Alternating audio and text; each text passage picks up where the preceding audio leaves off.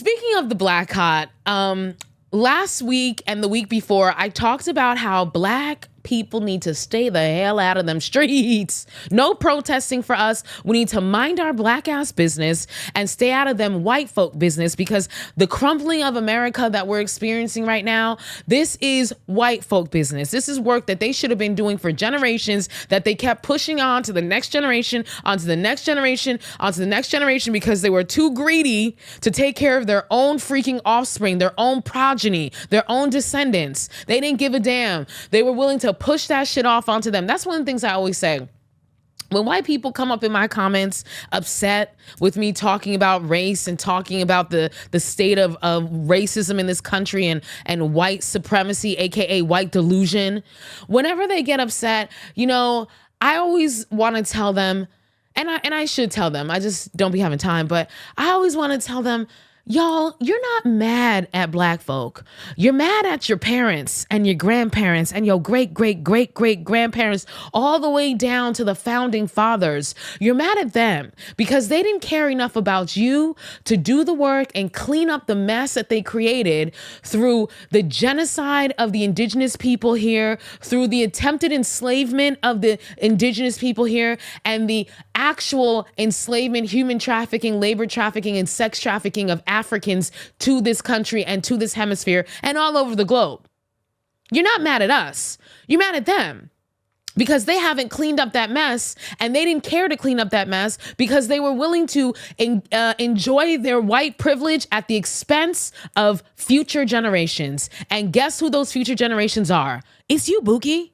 It's you. It's you today in 2025. It's y'all. So especially y'all MAGA Republicans, you're not mad at us. Your anger is really with your parents and your grandparents and your forefathers, because they didn't care enough about you. They were too invested in greed and building an economy on the backs and the bones and the blood of black and brown people. They didn't give a damn about you. And they showed you by leaving this hot ass fucking mess of white supremacy, of racism, of genocide right in your laps. Okay? So as I was saying, black people, I've been talking about staying inside, right? And staying out of the fray. Stop being on the front lines of these protests. Let these white people handle their business, right? And, I've gotten a lot of positive feedback. So the vast majority of us are on the same damn page when it comes to this. And I love that for us. But there's one more aspect of it that I just wanted to address, because I forgot to mention it last week, and so I'm mentioning it this week, okay? So there's a phrase that's been going around the internet since November 6th, the election results.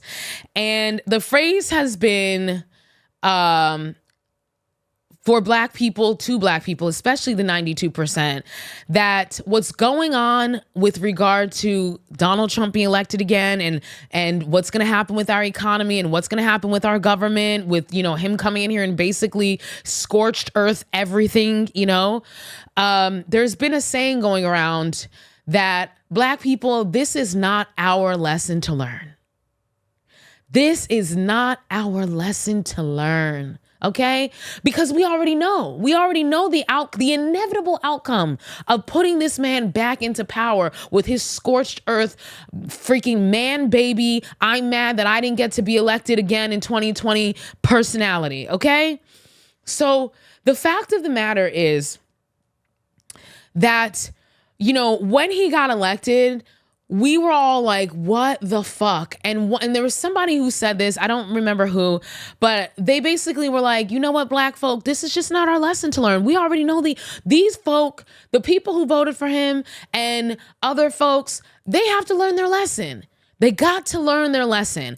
And we don't need to learn this lesson. We can sit back. We don't have to get out there and be on the front lines. This is not our lesson to learn. We already know the inevitable outcome of this man being elected again, right?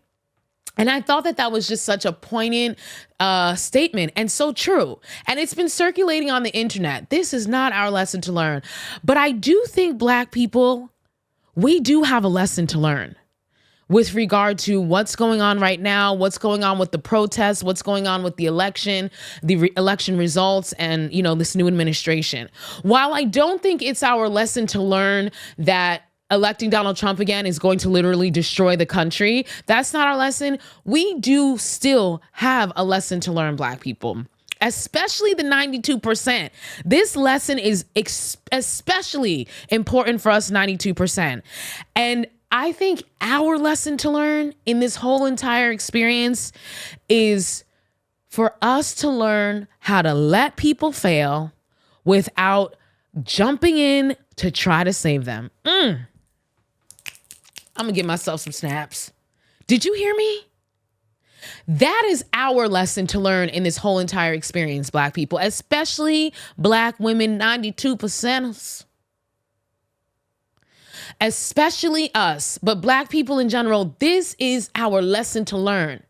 We have to be okay with allowing people to fail and not jumping in to save them, because it's in our nature, right?